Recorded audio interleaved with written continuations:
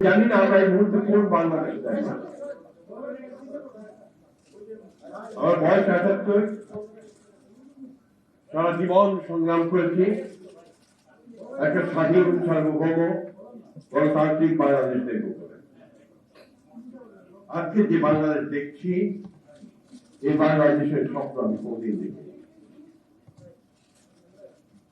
সহকর্মীরা অত্যন্ত পরিষ্কার, এখানে খুব কথা বলার কিছু নেই। আজকে ডেইলি স্টার নয়, প্রথম আলো নয়, আজকে গণতন্ত্রের উপর আঘাত চলছে। আমার স্বাধীনভাবে চিন্তা করার যে অধিকার, আমার কথা বলার যে অধিকার, তারপর আবার আঘাত এসেছে। জুলাই যুদ্ধের উপর আঘাত এসেছে। জুলাই যুদ্ধ ছিল এই দেশের মানুষের অধিকার প্রতিষ্ঠার ক্ষেত্র, আজকে সেই জায়গায় আঘাত এসেছে।